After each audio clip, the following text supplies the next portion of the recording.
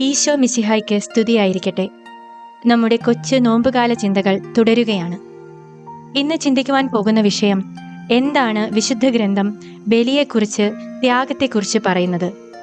What does the Bible say about sacrifice? പഴയ നിയമത്തിൽ യാഗങ്ങൾ പാപപരിഹാരത്തിനുള്ള ഒരു പ്രധാന മാർഗമായിരുന്നു. മൃഗങ്ങളെയും മറ്റു വസ്തുക്കളെയും ദൈവത്തിന് ബലിയർപ്പിച്ചിരുന്നു. എന്നാൽ യേശുക്രിസ്തുവിന്റെ ബലി എല്ലാ യാഗങ്ങളെക്കാൾ ഉയർന്നതായിരുന്നു. അവൻ നമ്മുടെ പാപങ്ങൾക്ക് വേണ്ടി സ്വയം ബലിയായി തീർന്നു. ഇന്ന് നമ്മൾ ചെയ്യേണ്ട യാഗം നമ്മുടെ ജീവിതമാണ്. ദൈവത്തിന് പ്രീതികരമായ ഒരു ജീവിതം നയിക്കുക, മറ്റുള്ളവരെ സ്നേഹിക്കുക, നന്മ ചെയ്യുക, ഇവയെല്ലാം ദൈവത്തിന് നമ്മൾ അർപ്പിക്കുന്ന യഥാർത്ഥ യാഗങ്ങളാണ്. പരമപ്രധാനമായി യേശുക്രിസ്തുവിന്റെ ബലിയുടെ ആവർത്തനമായ ക്രൈസ്തവ ജീവിതത്തിന്റെ കേന്ദ്രമായ വിശുദ്ധ കുർബാനയിൽ പരമാവധി പങ്കെടുത്തുകൊണ്ട് അരൂപിയിൽ ജീവിച്ച് യഥാർത്ഥ ക്രിസ്തു ശിഷ്യരാകാം.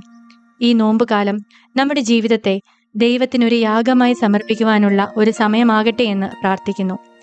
അനുദിന ദിവ്യബലി നമ്മുടെ നോമ്പിന്റെ ഭാഗമാക്കി മാറ്റാം. ദൈവം നമ്മെ അനുഗ്രഹിക്കട്ടെ.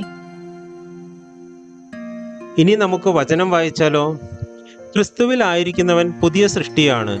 പഴയത് കടന്നുപോയി, ഇതാ പുതിയത് വന്നു കഴിഞ്ഞു. ഞങ്ങളെ ക്രിസ്തു വഴി തന്നോട് രമ്യതപ്പെടുത്തുകയും രമ്യതയുടെ ശുശ്രൂഷ ഞങ്ങൾക്ക് നൽകുകയും ചെയ്ത ദൈവത്തിൽ നിന്നാണ് ഇവയെല്ലാം. അതായത്, ദൈവം മനുഷ്യരുടെ തെറ്റുകൾ അവർക്കെതിരായി പരിഗണിക്കാതെ രമ്യതയുടെ സന്ദേശം ഞങ്ങളെ പരമേൽപ്പിച്ചുകൊണ്ട് ക്രിസ്തു വഴി ലോകത്തെ തന്നോട് രമ്യതപ്പെടുത്തുകയായിരുന്നു. ഞങ്ങൾ ക്രിസ്തുവിൻ്റെ സ്ഥാനപതികളാണ്. ഞങ്ങൾ വഴി ദൈവം നിങ്ങളോട് അഭ്യർത്ഥിക്കുന്നു, നിങ്ങൾ ദൈവത്തോട് രമ്യതപ്പെടുവീൻ.